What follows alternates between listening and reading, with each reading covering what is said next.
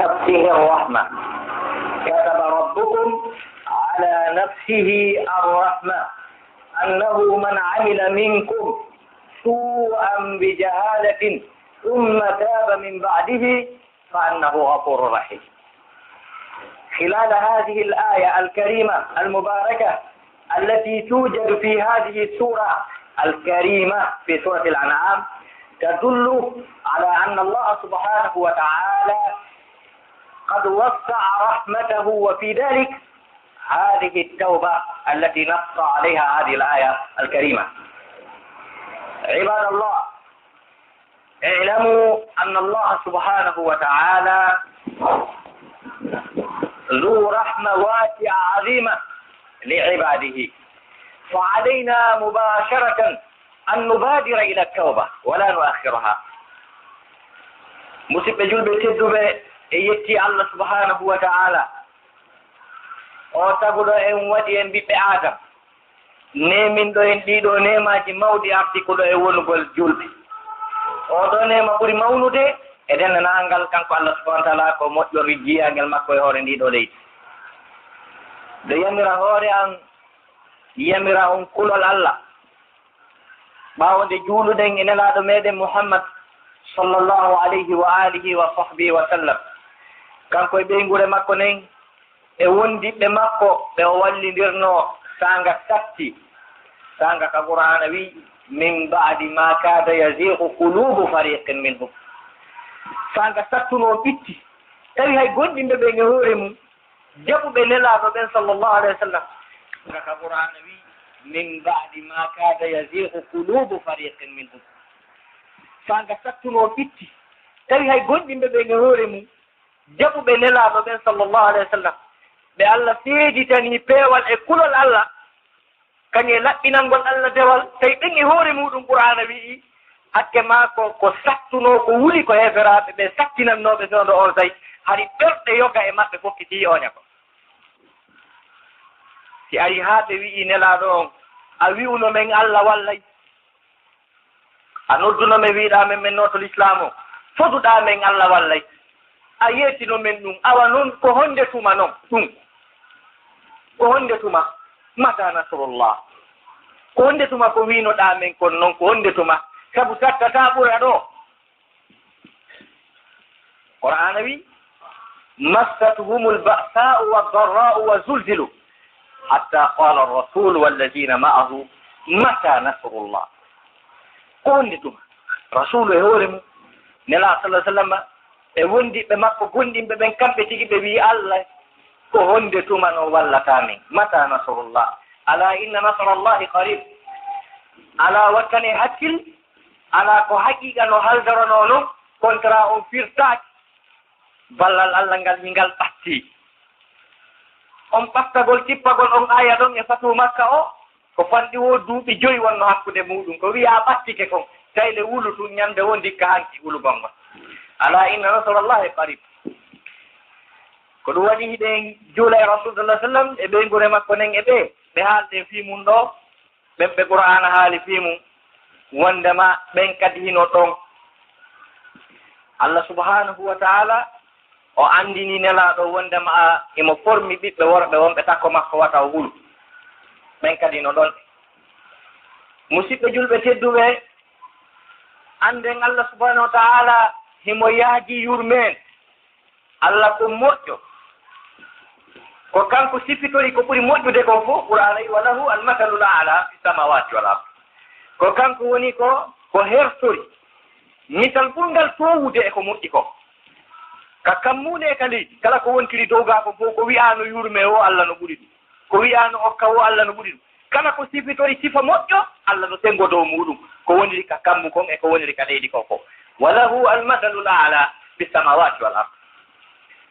Allah ko yaajuɗo yurmen no jeeya e nde yurmede mawde nde kanko Allah subhanahu wa ta'ala o waɗani enen ɓeeɗo jeyaaɓe enen ɓeeɗo ɓiɓɓe adama no jeeya e muɗum ko ɓuri mawnude e mum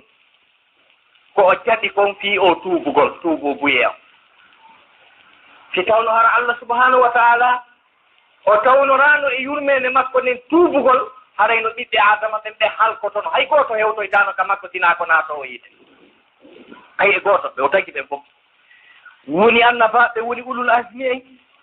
woni waliyaɓe woni yimɓe moƴƴuɓe kala ibnu adama no siforno si Allah tawnano ka diina ka yurmede makko ko wiyete tuubugol ko rutto wallahi hay gooto hewtoytano ka Allah sina jahannama o suti ko ɗum jaka tuubugol ngol ɗum no jeeya e yurmede makko mawde ko ɗum goyi yewtugol makko fii tuubugol ko yurmede nden taw o falli hoore makko taw so wi noon fii tuubugol aya 54 ka suratul an'am Allah daali kataba rabbukum ala nafsihi arrahma ndaare ko ɗum o fuɗɗode kataba rabbukum ala nafsihi arrahma kanko ala yamirowom Allah subhanahu wa ta'ala ala wi o mi farlima mi yamirima o ala o joni noon ko kanko farlitoto kataba rabbukum jooma moɗon farli ala nafsihi e hoore makko arrahma yurmede nde en bakongol labangol waɗi ɗon honno en ba yewtere moƴƴunde no wawi ko Abdoulaye ibn Abbas wi ko o wi o yiyaani e ko Allah daali ko fof konngol newingol fottugol welugol haa ko Allah subahana taala daali ko wondema faskuruni askurukum waskuruni wala takfurun yewte fi am mi yewtay fi mum anditelam mi anditay on wiyelam mi jarama taw dullana ibnu Abbas o wi kanko o yiyaani ko Allah daali ko weli wondi e newende haa hewti o en mbale o aya ɗo min kadi no wondi e newende himo foti ka jooma maɗa farli e hoore makko yurme ko kataba rabbukum ala nafsihi arrahma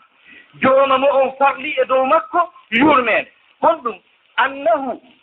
man amila minkum su'an wondema kala e moɗon golluɗo bone bi jahalatin e hoore majjere summa taba min ba'dihi hooti o tuubi ɓawde o bonnude fa annahu ghafurur rahim wondema ko acco hey konngol labangol hey konngol wondugol e yurmede ko ɗum waɗi hiɗen haani en fof meɗen enen ɓiɓɓe adama ɓen yettirgol on nema ɗon andite si tawno kala gooto kala emen ko bonnuno sa bonni windama a bonni a ñawoyte bonnuɗo ñande dargal kono no gerdata ɗum tawa laawol goo ala no bonnere nden iwrano nde accire ɗum hurɓinotono ka hurɓinotono si tawno kala ko bonnuɗa windete a bonni alaa hay hunde no gerda hannde kadi si wona a bonni kala no wawɗa a ñawoyte bonnere nden no bonnirɗa noon tigi tigi harayno no hurɓinoyno ka kono Allah subahana taala waɗi ko français wiyata ko une seconde chance bi mana chance ɗimmo porte de sortie laawol yartirkol ɗimmol ɓay ko o yaajuɗo yurmede ko ɗum no woni tuubugol ngol ruttito faade Allah subahanahu wa taala haray ko ɗum woni statut neɗɗanke ibnu adama e sengo tuubugol goo fof on taw haalatake fii tuubugol sina tuma bonnere waɗi ko si bonnere waɗi si haale fii tuubugol e wawata yewtude fii tuububuya ɗon ke yewtude fii bakkat joni noon ko honɗum woni statut ibnu adama o e telemma sengo bonnugol waɗugol bakkatu ɓiɗɗo adama o ɓiɗɗo adama o yeddugol makko ngol bonnugol makko ngol woppugol makko ngol waɗugol makko bakkatu on o ala laawol ngol o rewa o ronka wadde ɗum ko o tagidaɗo e muɗum woofugol ngol ala ɓiɗɗo adama hay e gooto mo Allah tagi mo woofaade ala ɓiɗɗo adama hay gooto mo Allah tagi mo woofata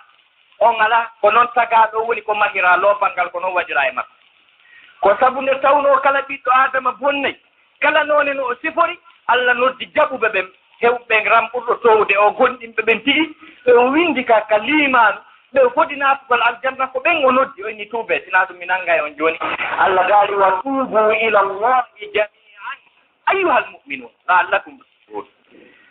jaɓɓe ɓen tan wonɓe jogade martaba ko ɓe tuube sina ɗum mi nanga e on joni jaka ɓen e hoore mum hewtugol maɓɓe o martaba towugol e gonɗinal e peewal jaka heɓe waɗa bakkat no gasano wawi wonde Allah subahana taala wiwtun tuube ɗon fi o na wiwtun dey on darde ko aya on lannitori ko wa tuubu ila llahi tuube ruttoɗon ka Allah si Allah wi'ano jami'an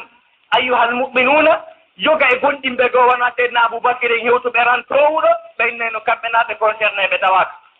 kono Allah wi jami'an on tuuɓoɗo tuube ruttitoɗon faade Allah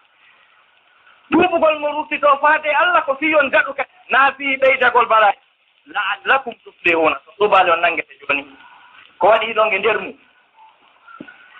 donc ɓiɗɗo adama o ala laawol ngol o ratirta bakka ko waɗi noon ko adama yankoɓe aranɓe ɓen taw ko ɓen adi heedi taw yeddude Allah subhanahu wa ta'ala tawi ko ɓe yeddi Allah kon si tawno hara aawano ka e maɓɓe yeddugol wallahi ɓe yeddata sabu koko niwi ko naadaɓe aljanna ɓen meɗen adama nene hawa naada aljanna wiya yo ɓe ñaamu ɓe yamiraka julde ɓe sali ɓe yamiraka ittugol zakka ɓe ronki nden ñande ɓe yamiraka julde ɓe yamiraka zakka ɓe ɓuttere man ko hunde wotere pette ɓe haɗa hunde wotere tawi ndende ɓe haɗa kadi sifa mum milliard ji no nder wa qulna ya adamu uskun anta wa zawjuka aljannata fakula minha ragadan haythu shi'tuma wala taqraba hadihi shajarata fatakuna min alzalimin qur'ana wi mi wi ko ayo adam ange ɓeygu maɗa hoɗe ka aljanna nane qur'an nanon arabu kadi wa qulna ya adamu uskun anta wa zawjuka aljannata ko mafulu bihi naatuɗo quoi par ce que mafuluji ɗi noodi mafulu bihi mafulu lahu mafulu li ajalihi kono ɗo ko mafulu bihi ta kadi ko heewɗo def wa qulna ya adamu uskun anta wa zawjuka aljannata hoɗe aljanna o si Allah wino hoɗe ka nder aljanna sikketeno ko sengo tawaka ɓuri ko fuu fakula minha ragadan haythu shi'tuma ñaame toon no faalira ɗo wo ka faala ɗo wo wala taqraba hadihi shajarata ko wiyete ismul ishara on kon no ari aya o si tawno Allah wiwno naate ka aljanna ñaamum kala ko faala ɗon wo tawon ɓatto ɗe leɗɗe ɗa ma tawon ɓatto leggal wona ɓe anndano ko hongal kono ɓe yiyata kadi wala taqraba hadihi shajarata tawon ɓatto ngal leggal ɗo fatakuna min alzalimin ɓe naati e nder aljanna jogiiɗo ko fanɗi o wona wa 100 milliard leggal ñaametengal ɓe yeyatata ɓe ñaamu gootal fet e nder 100 milliard leggal si ɓe faalanoɓe darayno sengo ka ngal leggal woni ɗon haa ɓe hammiral to hatta kala ko ɓe faala kon ɓe heɓira e ɗeya cenga kono ɓay ko awa ɗum e maɓɓe yaasi ɓe meemi ngal may ɓe meemi leggal ngal ɓe ñaami ngal haa gadi ko feƴƴuno ɗon kon suratul arafi yewte kala humpaaɗo issa feƴƴuɗo ɗon wonta ko kaw yaaji o yeñña qur'ana on fof ko heewi kon e nder timoje jane ɗen issa on no nder ton kono kadi issa o yeñña haa o yaltoy ɗon ka suratul araf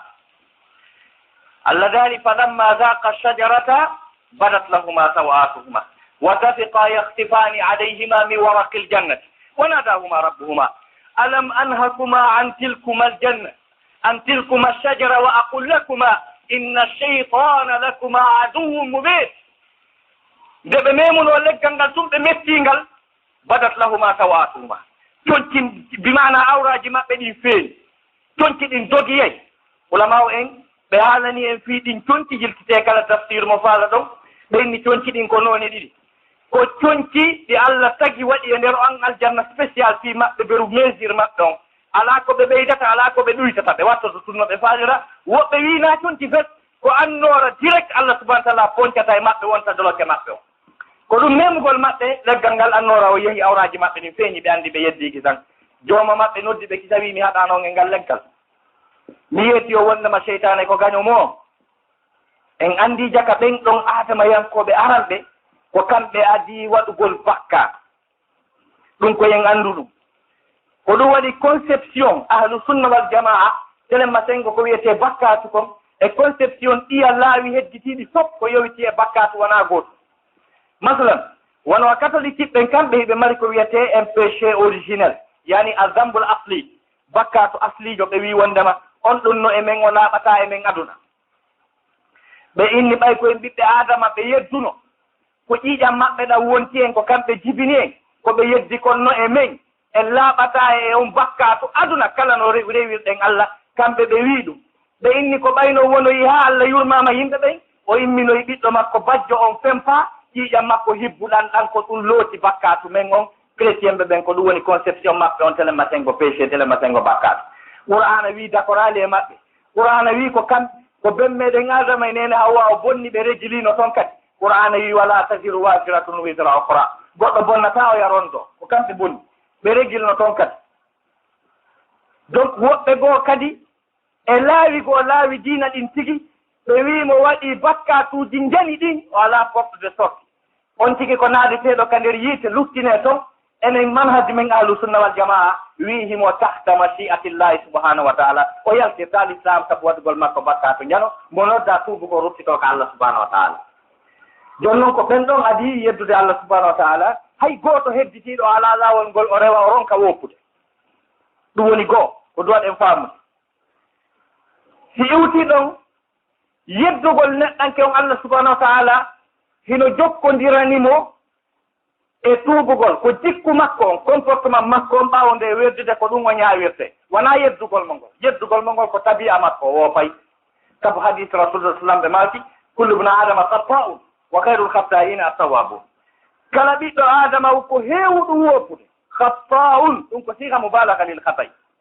ɓe maakali kullu bna adama khati'un ma ɗum muhti'un bal khatta'un heewuɗo yettugol. adama kala no heewi yettugol. ɓe maaki wa khayrul khatta'ina at-tawwabun. ko ɓuri moƴƴude noon e adama yankooɓe ɓe ay adama yankooɓe woopay ko tuubooɓe maɓɓe ɓe. fewndo on tawi ko ɗiɗo yeddi Allah ma ɗum tati adama alayhi salam kañum e hawwa e seytan. ndare ko on to ɓe seeda seytane yeddi Allah subhanahu wa taala. Allah jonni mo tan yo tuubu o ronki tuubude. tawi o yeddi Allah Allah landitimo fii tu yo heɓu tan kono a naafi Allah annda. qala ya iblisu ma mana'aka an tasjuda lima khalaqtu bi yadayya. ene iblisa ndare noddande wondude e teddungal ya iblisu ko ayyo iblisa ko noddande wondude e teddungal Allah noddi iblisa. ma mana'aka hunɗum haɗuma an tasjuda nde sujjanta hunde lima khalaqtu nde mi tagiri bi yadayya juuɗe an ɗen ɗiɗi. iblisa ko ɗum haɗuma sujjangol hunde nde mi tagiri juuɗe an ɗen ɗiɗi. tagirgol Allah hunde nden juuɗe ɗen tigi no tindini teddugol mayre ko piiɗi seeɗa jini Allah tagiri juuɗe mum ɗen ɗiɗi o heddi konko kun faya kuna ray regili piiji seeɗa jini ka ko Allah tigi moƴƴiniri juuɗe mum tigi ɗi ɗuuɗa no jeeya e majji adama alayhi salam kañum e aljanna on na kun faya kun na malayika o wi gollanela kanko yehi waɗi plan on golli ha gasi mari kadi kanko Allah tigi adama kadi ko kanko Allah tigi moƴƴinimo o iblisa ko ɗum haɗuma sujjangol hunde nde mi tagiri juuɗe an nde ɗiɗi andi ko jonnugol mo tan yo wi Allah mi faawi jaka mi wattano ɗum kono Allah heɓiraalimo ɗum yilti Allah jonnimo tan kadi o ɓeydanimo kadi o wi a astakbarta hara towniti ɗon kadi ko dargol to wiyay Allah jaka mi faayi mi towniti accanan kono Allah heɓiraalimo ɗum kadi am kunta min al alin ka jeeya e townitiiɓe ɓen ɗon kadi Allah heɓiraalimo kadi wiigol Allah mi subhanallah mi tawataake ɓe jaka mi woof Allah heɓiraalimo ɗum kadi yiltii ɓay Allah jonnimo konngol jooni Allah no heɗiimo on ɗum iblisa wi qala ana hayrun minhu jooma miɗo ɓuri o moƴƴude anndi mo justifiade Allah landike mo yaha neɗɗo nde no tarra o ko tuma o ɗaɗɗi goonga e hoore ɓurɗo mo laabi wulure aray o haltike tuma baabiraawo goɗɗo ɓanni mo wiimo ko ɗum ni ko ni garata o wi a baba mi nanii ko maako ɗon kon fof kono ko aduna o fewndiɗo hannde naa ɗiɗo o haltike hannde o perdi ɓurɗoma ganndal laabi wulure ɓurɗoma yangodude e ganndal si on ɓannima wi attention ko ni gerdete a yiitii ko ɓuri mo anndu a haltike ndaare ɓiɗɗo annabi nuhu on ñannde hala kuye on arayno haa gasi annabi nuhu noddi ɓiɗɗo mum on ya bunayyar kam ma'na hey ko ayo ɓiɗɗan tawi min ƴewi ƴewan kadi fotuno o ƴewa kono o yii feere nde ben makko yi'aali o ɓuri ben makko faamu e hakkille kala sa aawi ala jabali joom baba yingol felloɗa simi ƴawoyi toon ndiyam mematalan a yii ben makko yiiti feere o yiiti feere ɓurde moƴƴude feere ben makko nde ko jam o heɓuno jooni si Allah landike ma goɗɗum fii o accane a wiyayno tun Allah jakka mi faayi kono o wii ana hayrun min Allah ko min ɓuri mo moƴƴude o seedintinani Allah kadi waɗi Allah husum o yewtidi Allah mo convaincude Allah khalaqtani min narin wa khalaqtahu min tin jooma an a faama a taskati moƴƴa a yamiri tum ɗum ɗo kono a waɗali calcul moƴƴa kono no wirata hunde tagirande yiite yo sujjam hunde tagirande loopal a faamali ɗon moƴƴa jooma tawi murandum martiraali iblisa ka iblisa halti tawi noon hay ko o wi kon o alaa gooto sabu si yiite huɓɓi haa moƴƴi loopal memminaama haa ɓuuɓi waɗaama ɗon mi annda kon ɗum e mum ɗaanoto tawi kadi hay ko woli kon argument on ko faux iblisa kañum haltii ɗon o bonnii kono ko comportement makko on ɓaawa bonnere makko nden haltimo naa bonnere nde o waɗi nde amma adama alayhi salam kamɓe ɓe bonno haa gasi ɓay ɓe bonnii ɓe aani ka nder wontii maɓɓe ɓe sonndii nder Allah yii sonnga maɓɓe o nder kono ɓay ko ndeññande ɓe fuɗɗi bonnude ɓe yaali hande goɗɗo no bonni ɓe yii ko wooli ma ko waɗi ɓe annda ko ɓe wona ɓe annda ko ɓe waɗa kono ɓe anndi ɓe bonniɓe haani jooni Allah yii annde nden e maɓɓe Allah timmini ɓe ko ɓe wiya ndeññande hari ɓe anndamo bonni ko wiyata ko ndeññande ɓe fuɗɗi bonnude ko Allah tigi yeetiɓe wiye ɗum ɗo en janngii ɗum kabakal fatalaqqa adamu min rabbihi kalimatin fataba aleyh adama lomjini imborde ka jawma makko konngudi ɗo fa'ilu o ko adam ko ɗum woni so woni marfu fatalaqqa adamu min rabbihi kalimat mafulu bihi mansubum bil alif yani bil kasra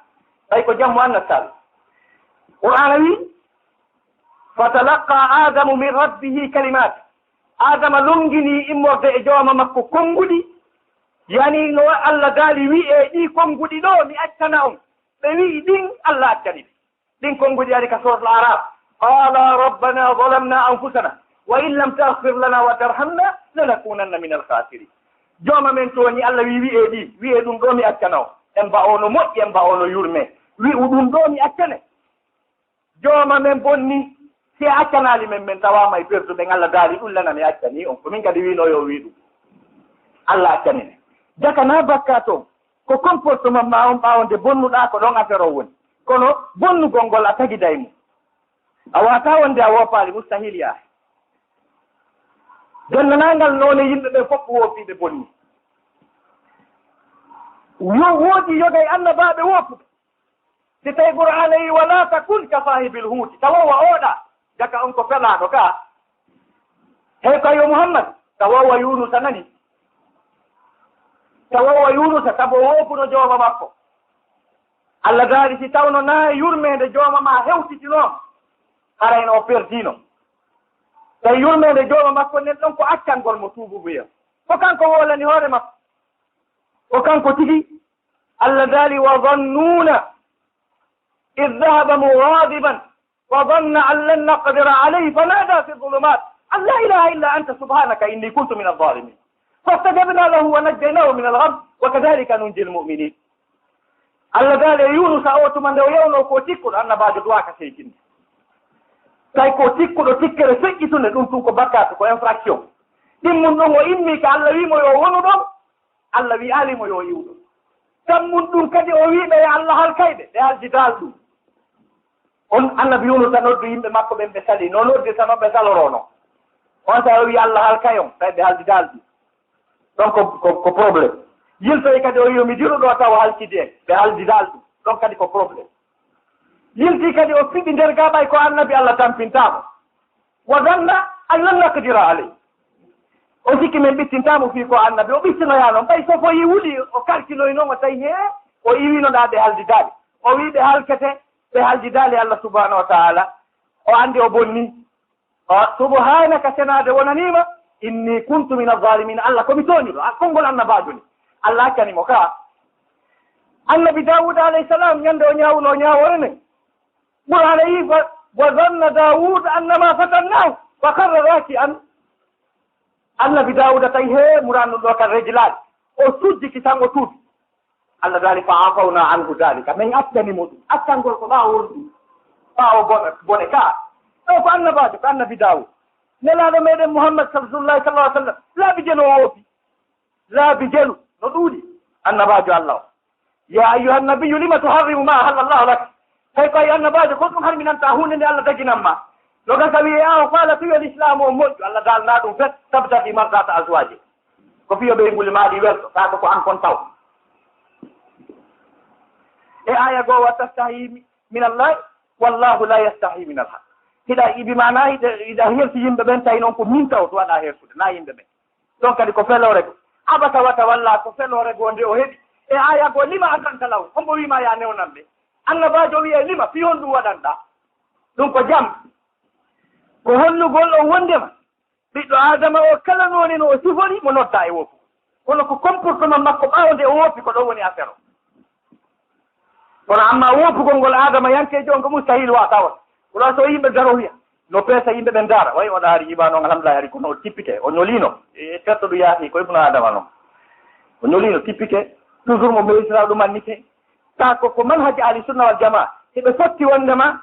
imanu goɗɗo hino towa hino tippo no towira sabu waɗugol makko golle moƴƴe hino ɗoytora sabu waɗugol makko golle faible tawi ɗum ko aya qur'ana stati ɗum aya qur'ana holli ɗo murandu ma wonira noon Allah dali wa aqimi salata tarafayi nahari wa zulafan min alleyl inna alhasanati yudhibna alsayi'at dalika dicra lizakirin Allah subahana taala dali wondema ñiiɓu e julde nde ɗuɗɗi juulugol ngol nani waɗa ko moƴƴi kon sabu moƴƴi ɗin hino naɓa bonɗi ɗin jaka hiɗi yaade Allah dali ko ɗum ɗo tigi no woni waajitorɗum waajitortoɓe Allah no felude ɓe aya on no mantude ɓe ka feyi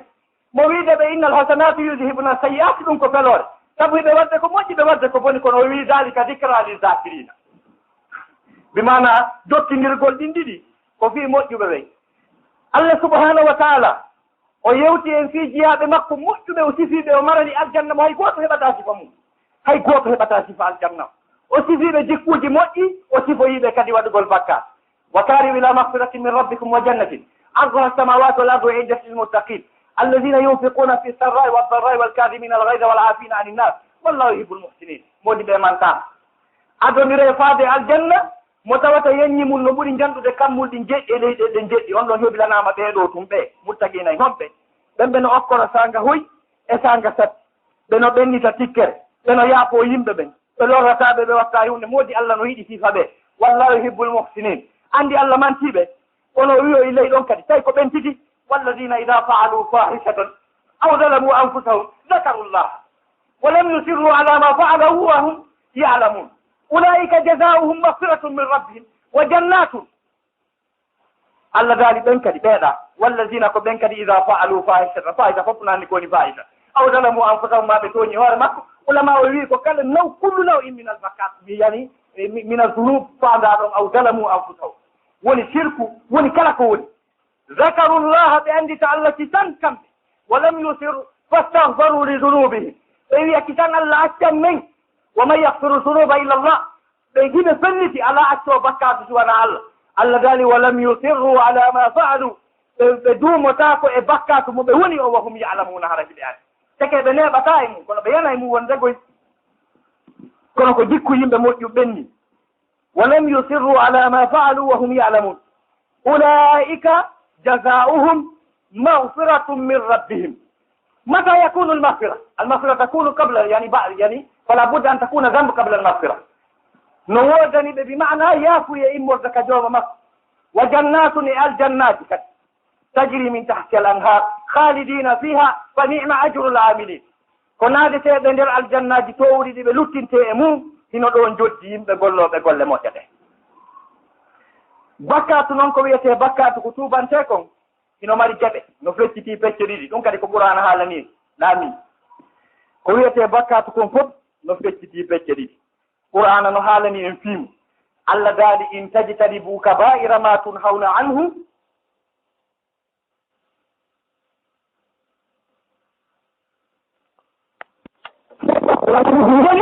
si wona tusukoy ko illa llamawa si wona bakka to koyɗo yimɓe nder makkoy kono Allah mantiɓe wi o attaniɓe donc ɗum ɗo piiji ko duwaɗen fan haji meɗen enen yimɓe ahlu sunna wal jamaa o fi honɗum watti en précisa ko koye manhaju men on o nanga e hay gooto on nanay woɓɓe goo ko wiyata on nanay woɓɓe goo ko wiyata e telemma tengo bakkat ruttina yimɓe ɓen ka yiite wiya ala laawol tuubugol hannde kadi Allah accantama sifa ɗum ino toon kono ka men manhaju ahli sunna wal jamaa wondema ibnu adama o ala laawol ngol o woopirta nde o ratirta woopugol Allah subahana taala kono ko comportement makko ɓaawa nde woopi ko ɗum o ñaawi kefne ɗum ɗo feere ala feccere feere ala ko noon subhanahu wa taala ɓandiniri ɗum o abbiri ɗum ɗo wano ɗum yewtira on ka deftere Allah kañe ka sunna nelaaɗo Muhammad rasulullahi sallllahu alayhi wa alihi wa sahbihi wa sallam bakkatu noon ko wiyete bakkatu kon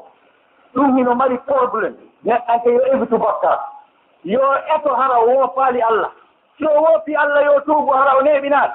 sabu si bakkatu on ɗuuɗi no mari conséquence no mari probléme ji molnaade ɗuuɗugol bakkatu e neɗɗanke no yoorinamo ɓerde nde korna o tedda lit taw wata wadde ko moƴƴi aduna taw wata wadde ko moƴƴi sabu ɗuuɗugol bakkatu o hannde kadi tawa juulugol amugol haa weeta cowto haa weeta no welonimo fiyeedi juulugol daaɓe mbi ittugol 3 millions hokka yimo ɗum no welanimo fii ɓuri ƴettugol 100 000 francs hokka neɗɗo l'islam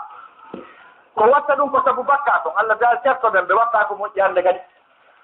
nde ɓe yawino men ɓe mbiyarɗa men ɗe sokkite wa qalu qulubuna gulf Allah daali walla'anahumullahu bi kufrihim ɓerɗe makko foti ɓerɗe ɗen ko Allah woɗɗintini ɓe yurmede Allah ne sabu hewgol maɓɓe yettugol ɓe kufrihim tan bakkatuji maɓɓe ɗi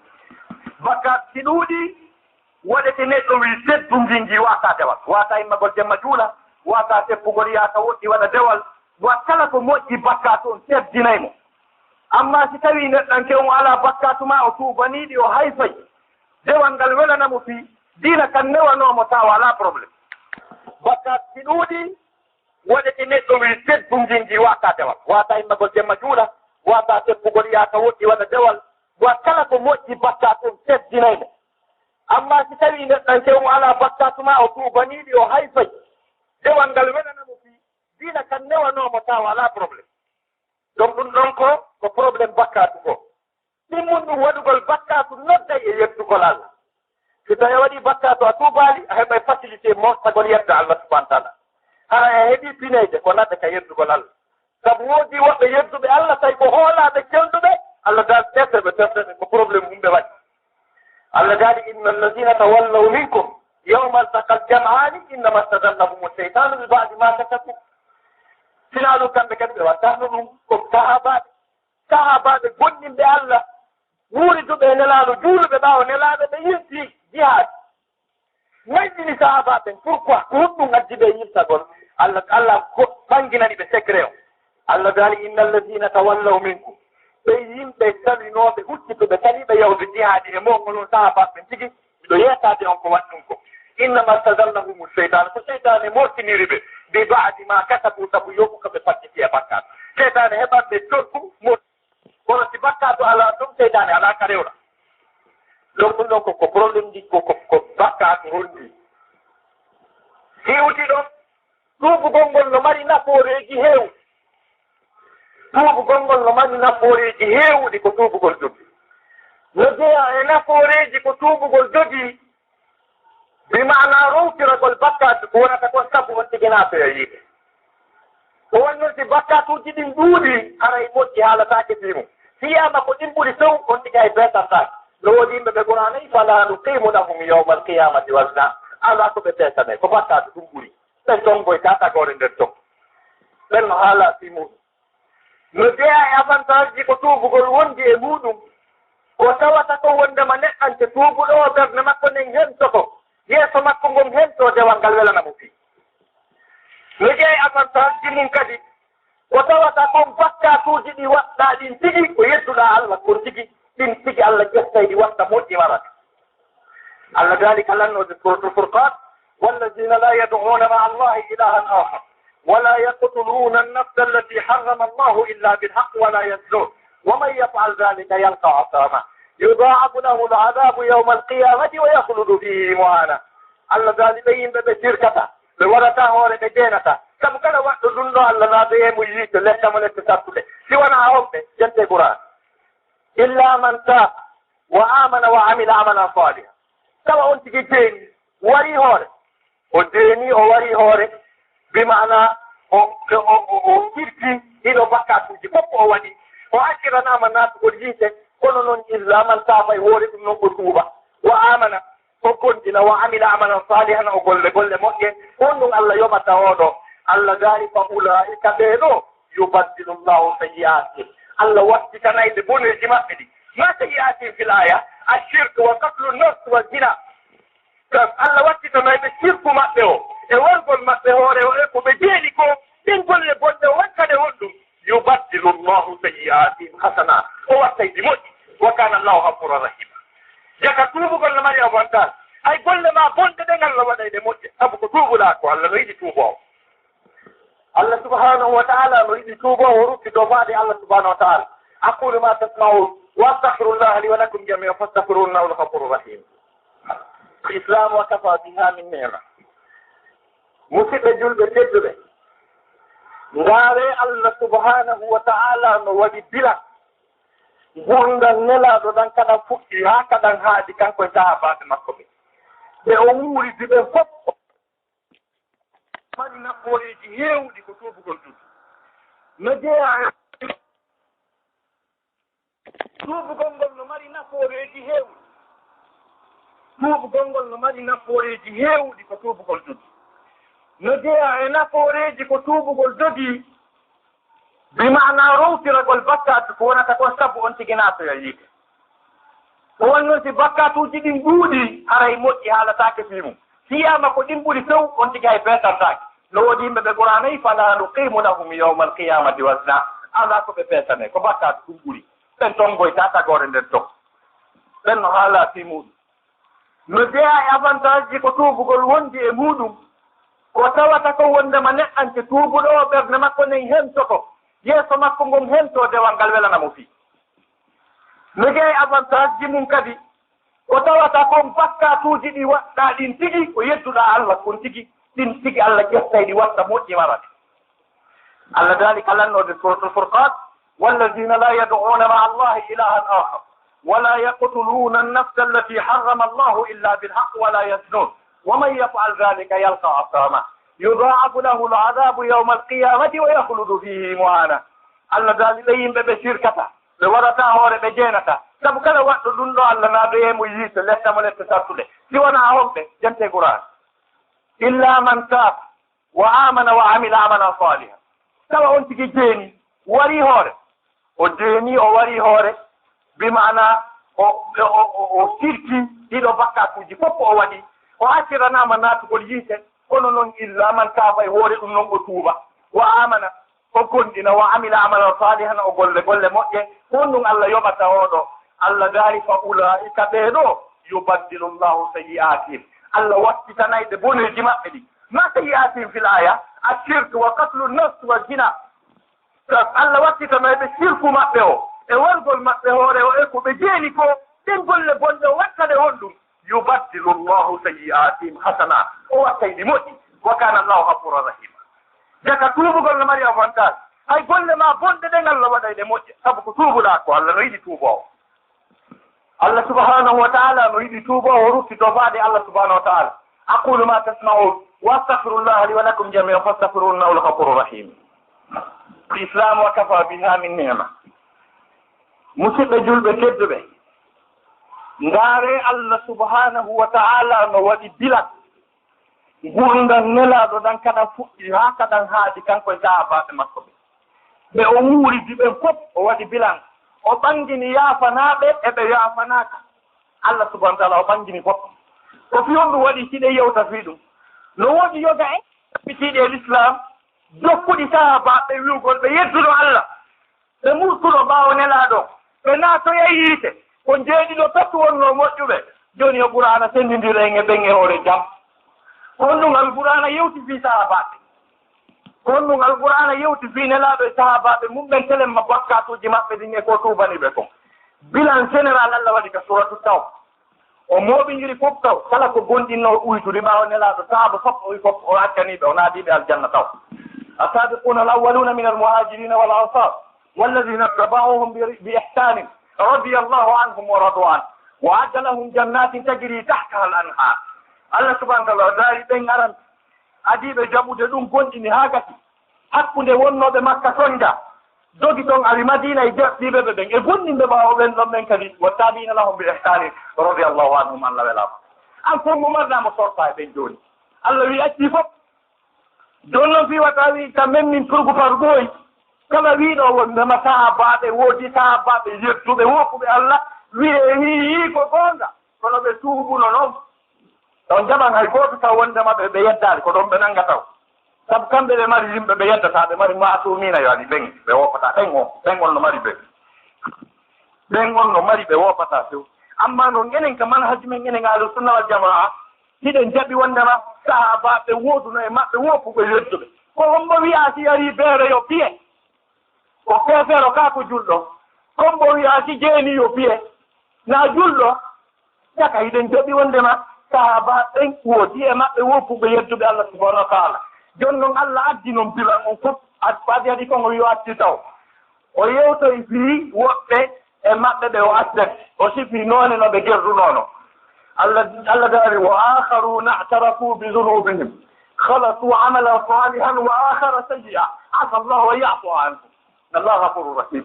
Allah gali woɓɓe maɓɓe sahabaɓe ɓe gonɗinɓe jokkuɓe nelaɗo ɓe ɓe ƴirritino ɓe rekonisino bakkatuji maɓɓe ɗi mo rekonisi bakkatu mo wii bonni Allah accanan Allah accantamo Allah gali e tarafu bi zunubihim ɓe ƴirritike bakkatuji maɓɓe ni fiita sikku ko bakkatu ɗum ɓe golli Allah gali wa halatu amalan salihan ɓe jilluno noon golle moƴƴe goye kadi na bone tum ɓe wonno wa akara kono noon ɓe memuno kadi goɗɗe goo tawi an gonɓe kono Allah accaniɓe sikke ɗum ko ayo noon ka ɓe mari ko wonen ɗon ka suratu tawba on bo yeƴata ɗo yimɓe ahlu sunna wal jamaɓe yiltoye Allah yewtoye fi woɓɓe goo ɓe kamu wenga ke ɓen ɗon situation maɓɓe no wenga kono ko accanaɓe kadi wa akharuna murjawna li amrillahi imma yu'azibuhum wa imma yatubu alayhim Allah daali woɓɓe goo fi maɓɓe rufitata ka Allah simo faala o leftaɗe ma ɗum o accana ɓe desa o accaniɓe ɓen noon kadi Allah siñi accaniɓe yiltoyi noon ɗon noon fi woɓɓe goo no toon tawi fiɓen no amin Allah wi accikoye kono ko ɓe waɗi kono no hurɓini yiltagol jihad nelaɗo waɗani ɓe embargo 45 jours ɓannayi e joyi wata goto hiwroɓe ta goto yaaka maɓɓe mo ɓe hiwri wonta hiwri to kaabo arayno wi ya rasulu assalamu aleyka ya rasulallah nelaɗo huddaga fondi to wa aleykum salam nden ñande o yalti o wulli wo lam yarudda alayhi assalam rasulullahi sallah sallam kada halattu wo hande nelaɗo yotti hiwritakilam mbimo assalamu o wi Allah tawi nelaɗo huttu sondu si o nawni o hori sabu embargo nelaɗo mi hoore makko o hori tawi conti makko ɗi fof yolbanimo fi makko hawni yimɓe makko ɓe fof mo ɓiɓe ay ɓe gondina so inni mi yettinoma a jokki o naminoma hande o heddamma o ko may ko joni noon minen mbari o hay tima men hayta tawama koye ñenɗan goto kaabu uggini ko juuti ɓanti o wi jarrabuye ɗimmo ɗireyeso am bandiji Allah jarriɓe kala mi yahaali jihaadi mo jarri bawde lanɗin min kadi mi sali mi woni ɓe tuggina Allah no ɓuraninmi ko danko to ɗon mi kon wono yiltoyi ɓen ɗon Allah tawi ɓen ɗon ma aya spécial arabi maɓɓe tawi koɓe tato Allah daali wa ala thalathati alladina kullifu hatta ida daqat alayhim al ardu bima rahubat wa daqat alayhim anfusuhum wa dhannu an la malja min Allah illa ilayh thumma tabu wa taba alayhim Allah subhanahu wa ta'ala daali e ɓeya tatoɓe kadi ɓen kadi mi accaniɓe on andi wawon ko at laqad taba Allahu ala hunde kaari en o wi kadi wa ala alladina nanoɓe qur'ana ɓen laqad taba Allahu ala hunde kaari en o wi kadi wa ala alladina nanoɓe qur'ana ɓen faami ɓen noon kadi Allah accaniɓe Allah daali o accani kadi ɓeɗa tatoɓe kadi ɓen ɓe adna on faat ndi leydi e yaajude ndi faɗaniɓe sabu tanki on nena ɗon e maɓɓe kadi kadi ha wontiji maɓɓe ɗin piskile tawi ɓe sonjike sabu embargo mo nelaɗo waɗani ɓe on kono Allah daali o accaniɓe ɓeɗo kadi amma ɓe Allah siñannoɓe wondema ɓen ɗon wuuriduɓe e nelaɗo sallllahu alayhi wa sallam wiwɓe la ilaha illallah muhammadu rasulullah Allah siñaniɓe ɓe naata yiite o accantaɓe fof ɓen kadi no toon ɓen ɗon Allah wi accantaɓe seeraro ɓe naata yiite ɓen kadi Allah no sikiɓe yani ka suratu taw Allah yewti fi maɓɓe ino ɗo ayaw Allah gaali wa mimman hawlakum min al a'rabi munafiquna wa min ahli al madinati wa mimman hawlakum min al a'rabi Allah gaali ɓe wonɓe bimana ka seraji makka immoɓe yimɓe e pulafuuji Allah gaali wa mimman hawlakum min al a'rab wa min ahli al madinati kañe yimɓe goo ko madina ɗo ɓe woni ɓen ɗon on Allah gaali munafiquna ɓen ko naafiqiiɓe maradu ala nifaqi ɓe koroni ka naafiqiyagal la ta'lamuhum angaɓe ya Muhammad nahnu na'lamuhum menen meɗen andiɓe sanu'adhibuhum marratayni thumma yuradduna ila adabin azim min lettayɓe 2 fois min lettoyoɓe kadi lahara ɗum ko honɓe ɓeɗo kadi ko wiwɓe la ilaha illallah ɗutiri ɓawo nelaɗo wono ko groupe pour salur bompe wandi lanɗo naafiqiɓe ɓen na julɓe ɗon dey ko naafiqiɓe laaɓe fof ɓeeɗa si wi ay murti ko ɓen qur'ana tabintinnani murtugol ko ɓen ɗon on ko yiite ɓe naatatamma heddiɓe fof ko yafanata haray musidɓe julɓe tedduɓe ko honno tuubirte simple tuubugol hino ɗo no tuubirte ɗum lanndaki himɓiri gigiirelo ndaka mordo maddare hay fut o yani suka wontima ga bakkato mo waɗɗo o prestoɗa bakkato toɗa Allah yo Allah accane desidami miɗo tawa mo hannde kadi so ɗum woni gonga ka wontima ga haray a tuubi Allah jaɓanima tuububu ye lanni waɗu probléme tuububu e hakkude ma e Allah to bo surrima virgule ji jelu waɗɗa Allah surruma hara goɗɗi ɗin gotele ɗin si andite a yitatake hakkude julɓe ɓen aduna kono Allah maro ɗon hakkude mo ko nadduma e woro warade wolugol ɗum ko Allah surruma waɗu ɗum hakkude ma e Allah regilon ton gasi koni tuubirte kono wigol miɗo waɗi hammere goo jonno mi wiika sukaɓe ɓen mi tawɗima ɓen andi kon ɓe tawtuɗa ɗon taw so anndati woɓɓe ɓen sottina bornoum masi woɓɓe ɓen jomba joo ko ɗum wiya tuubi ana so wigol mi iwi ɓeeɗa mi tawti ɓeeɗa waɗ ɗum hakkude ma Allah haɓɓere goro fof ala e ɗum sondo annabi Moussa alayhi salam ndiyan accuno saajugol tes ndiyan acci saajugol si ndiyan acci saajugol ɓe marno kaɗa yaaɓe juulo ɓe toro Allah ɓe yehi ɗon annabi Moussa tigi tappini ɓe juul ɓe tori Allah ndiya ronki saaji wowi si ɓe yehi ɓe naɓoray waadoji ɓe eti haa ɓe ronki ndiya ronki saaji Allah noddi Moussa wi na son torike ɗo haa janngo ndiyan saajata neɗɗo gooto no e mon ɗo fannintama on no ɗon ton toriken jaɓata yon yaltu pes on tawi noon toroɗo lammi addana on ndiyam annabi Moussa juuli e nelaaɗo haa gasi wi hey ko no enen arɓe ɗo ɓen Allah yeetikela goɗɗo e men hino nderga fannintama on no glace ten torike ndiyan saajata annan ɓuri en yoɓɓe wiɗo kitan ajo yaltan en ga o gandi hoɓe yimɓe no woodi akko ono tokkutire ɓe kamɓe ko ganaɗi ɓe irtio yaltuga yandi ndiya sa e jama on tampi neɗɗo goto e maɓɓe woloy ka ɓerde makko ga kanko tun e Allah o wi ka wonki makko ga Allah si tawi ɗo ko kuma asdorum kummi jokki si tawi ko kum mo ƴettanima ahadi Allah mi wasata ɗum aduna waɗa mi yaltuɗoɓe anda ko mi jeejimo ɓay ka yurmeteɗo gaynugol makko ɗum ndiyan saaƴi Allah Moussa wi Allah wiwno wondema goɗɗo no nder gasi o yalto wiya saaƴinta ndiyan jonnon a wino ko so yalti men toroma o yaltani men torakima ndiyan ari Allah daali mi regili hakkude anayi jahe gare yurmede Allah ne اللهم أرنا الحق حقا وارزقنا اتباعه وأرنا الباطل باطلا وارزقنا اجتنابه اللهم أعز الإسلام والمسلمين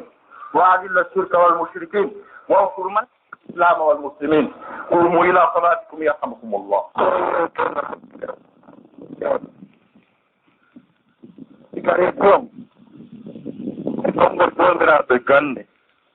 e samanu men ɗo fewndo ɗo ara num yoga jomiraɓe gande wino no harmi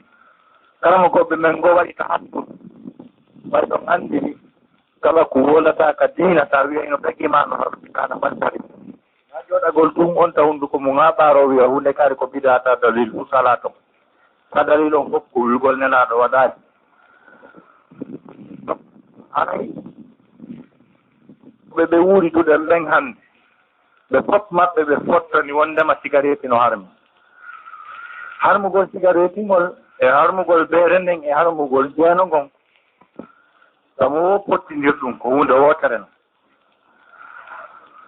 dalilji ɓe addi e mun ɗin ko dalilji ayje alqur'an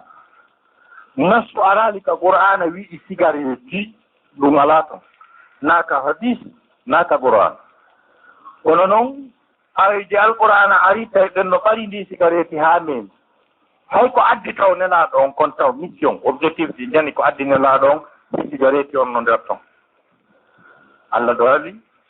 الذين يتبعون الرسول النبي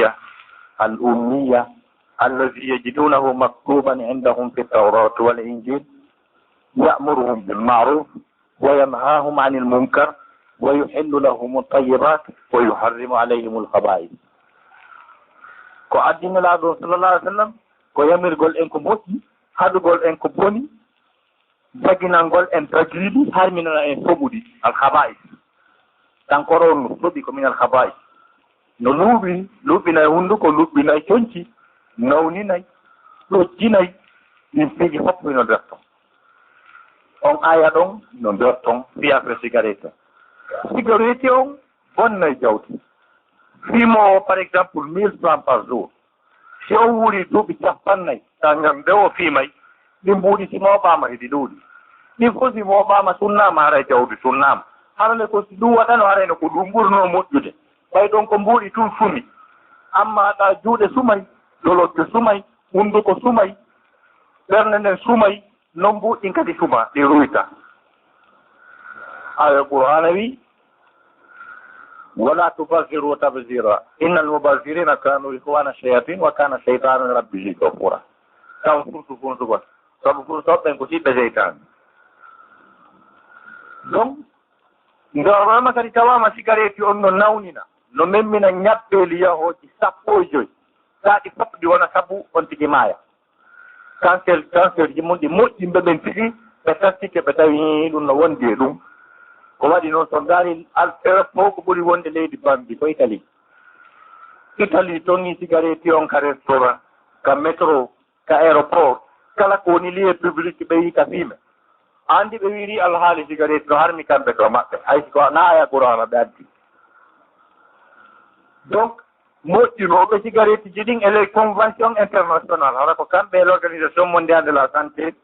ɓe potti wondema si ɓe moƴƴinay cigarette on ɓe yeeya gogo on ko watta cigarette woɗɗane publicité e nder leyɗe addallan fof ɗum mum ɗum kadi koyo winde e kala tankororu fake on wondema ɗum ɗo ko abi dangereux de ta santé ɗum moƴƴana cellal ngal ndaare kala tan pakeji ɗin fof ɗum no windi ton aya qur'an o wi wala tulɓo bi aydi ko melata haluka taw naɓo hooremo e ko halkata on ko ko wala taktulo anfusakum taw o warta sa ɗaɓɓani hoorema mbuɗɗi a sodiro ni tankororu num hoorema a huɓɓinani hoorema a simay a nawnani hoorema a maayi aray kon mbo warti wala taktulo anfusakum taw warta jomiraɓe gande tastitaɓe ɓe tawi ko ñaama aduna kon fof ko ɓuri nandude e ñaamete yimɓe yiite jahannama ko nduutankororu fakki allah tawi laysa lahum taamun illa min dari la yusminu wala yuhni min ju e ala ñaamete no hara sinama no lorrat tawa ñaamete on ittantaɓe heege faynataɓe kadi hande goɗɗo naw ɗum welaka ɗo aga so ni heege warilan joni yomi soodu malporo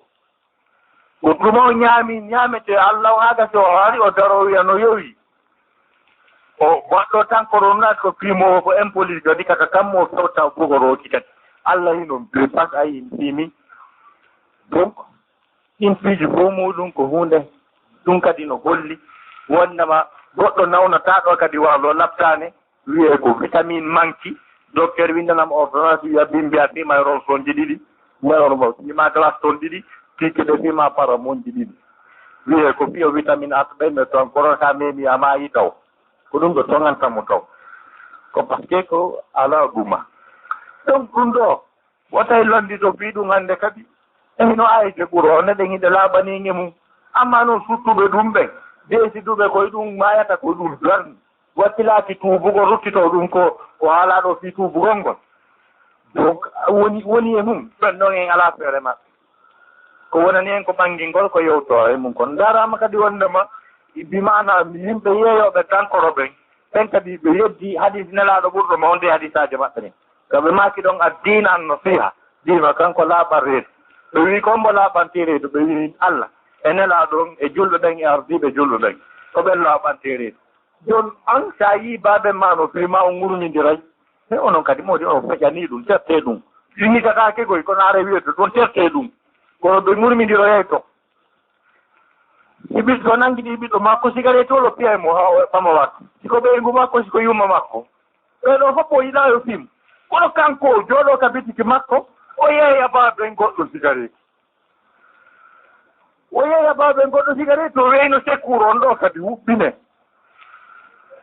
o yeeya ɓiɗɗo goɗɗo cigarette o yeeya ndene goɗɗo cigarette ko tawata so yii ɓiɗɗo makko on no mema o piyaymo hunde nde piruɗa ɓiɗɗo ma ko ɗum yeeyanɗa nde ɓiɗɗo goɗɗo an alaɓani tagore nde ɓeno wonɓe addude continueur ji ɗum haysi continueur ji ɗin arali fimataki haysi tawno fimo o ko ƴettuɗo biyavi o yaha ha Jamaïque soodoya fiima tani mi rokku accude cigarette ko ɓayɗa reeni ɗi wonno ma addande on no tawa sabu sa yiyaali mi hika a fallirta ko a falliray gongal ɗo ga amaya wii ɗum kono ɓay ñande o ñande continuer ji mum no addutta heewɓe ɓen kadi ko juulooɓe woni addude ɗum ɗum hino hawni wallahi ma question ɗimmo mi jiɗino ɗon ɗon ko nooni ko no anndi kergal ɗum hino jaɓa kinaya kadi harana direct ɗon o wiimo o accitirimo alhaali o wiimo o accitirimo alhaali o wi o yondinike mo ko yondini en ɗo yumma makko cergal woni go'o so allah wallimo tawi ko ɗum ɗon o aadi wiide so ni siti hara mo wawi mo récupérude si tawi adda on timma lebbi tati ɗin so tawi lebbi tati ɗin timmi hara o teŋi tawi mo tun o jombo mo kadi o addamo hara yallala no leyde porto mo gollude e nokku ka tawata jon ɗon wii wondema o juulata ɗon yallino dagi kam mara waktuji ɗin fof juulaya kam makko so tawi mo gollude on entreprise ɗon tigi jon entreprise o wi fannintama mo gollude ɗon o ñamata o yarata taw kon ɗum ma ɗum o yahata ɓaawo hurgo taw si ɓe juutinayi ɗum ɗon kadi o duwondira e golle kala golle ɗe gollata ta ko encore o juuloyta sallimme ko ɗum wonterton l'islam waɗali mo jamala e ɗum ɗon kadi julde nen naandita mo dalaade julde nen kañum na mbowdi ko haqqille ɗen siɗe ton hay siɗa waalita koye mimmine a wiyayɗa juulude ka ngaandi ma miijoɗa tun tawa wata hay mimminaade na noon fere selluɗo ken wiye sabu gollol ngol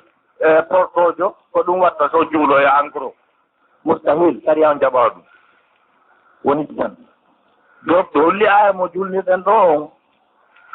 joni si tawi neɗɗo wari hoore wiwde wondama toon tigi tooɓi allah accanayo worgol hoore nen noon no jokkodiri e piiji ɗi on tigi watta par ce que mo wari hoore haray mo mari piiji yogaji ɗi o toroto yo accam gogo on neɗɗo mo wari on ɗon on ala no ɓe yewtira o maayi ɓe yido e laakara ɓe yewtoya ɗum ɗon toon kono mo waririmo bon si iwi ɗon e on no wiyete siɓɓe on ɓen newɓe mo ɓen ha o janɗi o foti noon si iwi ɗon joyiɗo mo on taguɗo mo on siɓɓe on tigi ɓen qur'ana wi fadiyata atuni ila ahadi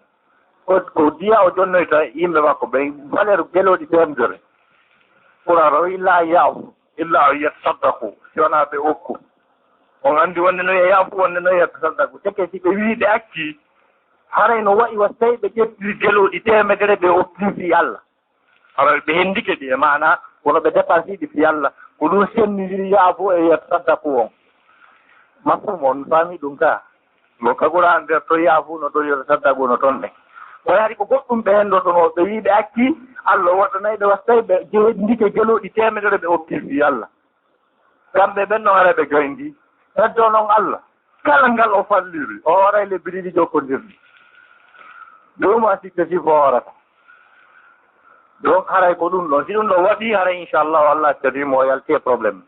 mi si tawi noon hara ko pewiɗo poste waɗi ɗum ɗo contete question 5e question wonni da on tigi tawi poste waɗi on ɗoni ñawore makko aya on ko wi woman qatala nafsan mutaammidan fa jasa'uhu jahannam khalidan fiha mo tawi ko poste waɗi wonti haray joddi makko ni fof ko yiite jahannama ko toon o luttinte mais kono aya on mbaɗi bafal tuubugol dey teke aya qur'ana aray dela fira aya ndaray aya ji arduɗe domaine on fof noon prononce oɗa par ce que wargol hoore ko bakkat aya goo wi'i inna allaha yahfuru zunuba jamia a waɗay allusion hakkude ɗum ɗon e ɗum toon si prononce oɗa hay si tawi neɗɗanke on tawi ke passe waɗi hoore no annda ka séria l'islam siko séria woni ñaawde ko warta seeɗa so wartama haray mo konta tuubuɗo ñande goo hiddi waɗano hoore goɗɗo haa gasi sahabaɓe fuɗɗi jalde mo seeɗa rasulu maaki tuubu buye mo tuubiɗo on ko tuubu buye capannayo mum si hiddi waɗama e makko so warama ɗanni no woɗi joga jomiraɓe gande wiɓe wurin hay ko heddi kon fof nattori ɗon kala ko bonni allah kon fof accirama ɗon sabu ko wara kon sabu hunnugo sari allah on e hoore ma amma si tawina leydi wondi ñawirde l'islam hara o tawi o wari si tawi woni si ko waɗani ɗum kon o tuubi o ruttotike wallahi hara allah canimi ɗon haray wiigol fa jasau jahannama haray goɗɗum no suuɗi o illam yatub haray ko so tuubaari ɗum no suuɗi ley toon komo fassir o wolta nam o wari on laakara si tawi hara bi maana tawa o waɗi ɗiɗa fof haa gasi ko Allah yamiri kon fof ga o waɗi ɓe aroyi noon laakara ɓe yiidoyi toon on ɗino wawi wiide Allah an koko ma kon accuɗa ɓe to kadi hendino ma ɓe acci kono min on noyo ngel angel yaltu ko Allah jonnata mo ngel makko ngel o hettay coggu ko wara kon kono ko Allah jonnata mo ɗuytatake e warɗo mo ko waɗi noon Allah accani noon kono heɓata ko wara kon ka Allah subhanahu wa taala nam fi averté o ala si on ko honɗum woni ñawore ɗum docteur Bakar Diaré en fotta ɗo e juma si Allah jaɓi question ta e nelaɗo mbaɗum barke Allah e kaari jomin jiddan ɗum ko jeeya ɗum mino a sirkiyatil hafifa ko sirkoy toskoy koye fanɗu hoy koye noon koye ko sirku dagaki sabaɓe goo wino nelaɗo inchallah wa siita si Allah jaɓi a jaɓi ɓe maki wiye si Allah jaɓi min tawnan ton mi tawaka maki wiye si Allah jaɓi min tawnan ton mi tawaka pouvoir an hewta ton kono ɗen heeɗi wiigol barke Allah e kaari